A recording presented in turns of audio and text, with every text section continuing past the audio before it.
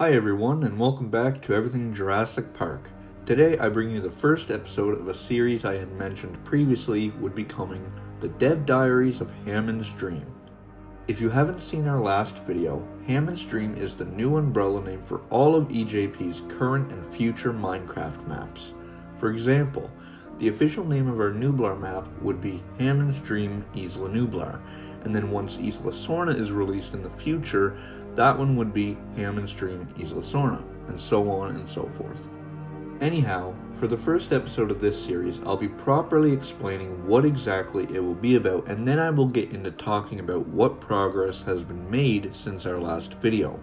With this series, my intention with it is to give the fans of our Minecraft map an in-depth weekly look at our progress, so you can follow along with us and know where exactly we are with it right up to when it finally releases.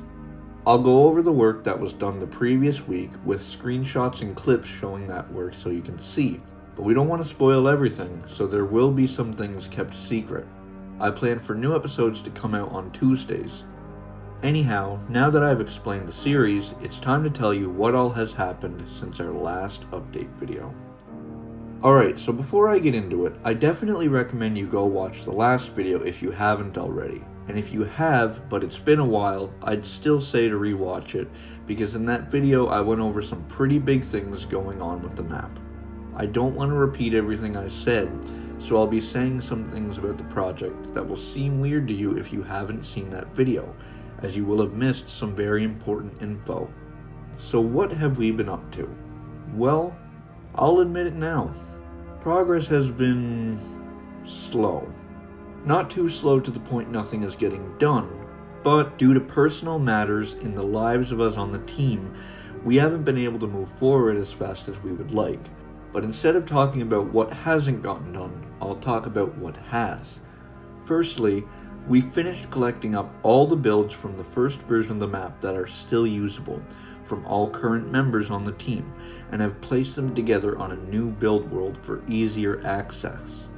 This allows us to see what is still usable, but more importantly, what needs to be redone.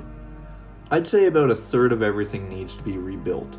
I'm not going to read everything off the list we have, but I will point out a few notable examples. Major locations, such as the marine facility and aviary complex, are being redone from scratch, which will take quite some time. We're looking forward to it though, and progress has already been started on the aviary. We posted an early look at it on our project's Twitter page, but here's a more current screenshot. The maintenance tunnel system will have to be entirely redone as well. A lot of smaller builds need to be remade, and there are some that are still usable but need a bit of tweaking. Many were also made back in the versions 1.12 and 1.14, so we want to update them with applying newer blocks and items where it feels warranted. We also finished figuring out who is redoing what exactly, so everything that needs to be redone now has been claimed, which is good. A lot has been getting done on our upcoming texture pack too. The pack is being made by us co-leaders, Gothic and myself, but the majority of the work is being done by Gothic. At the moment, the textures we have that he has made are ones for the various tour tracks, recreations of various railings, scenes from the original movie, a thatch texture, the bathroom door at the Rex paddock, the orange and blue lights on the electric fence, the 3 different types of wiring we see for the fences in various locations throughout the island, textures for the plants Heliconia and Serenivera foramen, some metal mesh fencing, and that classic light gray concrete we see used on the buildings in the movie. The things I've made for the pack so far are the various quartz and wood textures, as well as some recolorings of several terracotta blocks. Recently I've decided to add an expansion to my Safari Lodge build. Nothing about what is already made is really going to change, but an expansion with more private bungalows, more guest facilities, and a whole new hotel structure with more rooms is in the works. Being my favorite thing I've made for this map, and possibly ever in Minecraft, I'm very excited to see it get an expansion and can't wait to really get into working on it.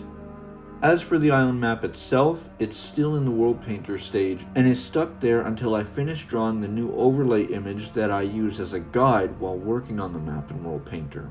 Nothing about the train I've made so far needs to change, thankfully, so once that new image is done, it's just a matter of putting it into the program as an overlay and continuing right where I left off with it. Well, I think that just about covers it. Now you're pretty much up to date with the project. My main goal with this, like I said earlier, is to be more transparent with our fans regarding the map progress, keeping you in the know. Next week's episode likely won't be as long, as with this one I had a lot of explaining to do and had to go over the last 4 months of progress rather than just a week. Things are picking up though, and I look forward to sharing with you what we do over the next week when the second episode comes out next Tuesday. I hope you have enjoyed our first episode of Hammond's Dream, Dev Diaries.